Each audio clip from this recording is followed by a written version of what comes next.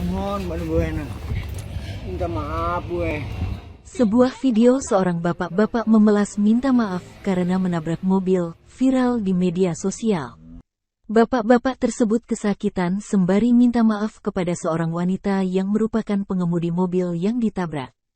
Belum sempat berdamai, pengemudi mobil tersebut kini mencari bapak-bapak penabrak tersebut. Bukannya marah, wanita tersebut memberikan nasihat kepada bapak penabrak tersebut. Lantas, bapak penabrak itu berdalih dirinya tak bisa memperbaiki motornya karena tak ada uang. Wanita tersebut kembali berseloroh, perbuatan bapak tersebut bisa membahayakan dan merugikan orang lain. Pengemudi wanita mencari pria penabrak mobilnya. Ia mengaku kehilangan jejak bapak-bapak tersebut. Namun bukan minta pertanggungjawaban, pengemudi wanita tersebut justru mengaku ingin memberikan bantuan. Ia menyebut bapak-bapak penabrak mobilnya itu keburu kabur karena ketakutan, padahal ia ingin membantu dan memperbaiki motornya. Banyak netizen yang mendoakan, banyak yang prihatin lawan Pian gitu kan.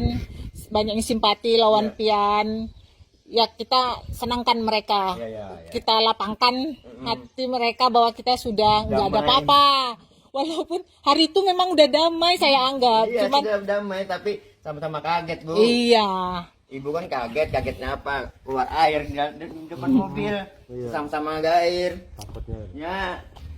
Mang Wawan, Nah, kata Bapak bisa dicuci, kalau itu bisa dicuci. ya, minta maaf itu banyak. Sama-sama, Pian sehat-sehat lah. Sama juga. Kedepannya sama-sama hati-hati kita. Iya. Nanti pian hati juga itu.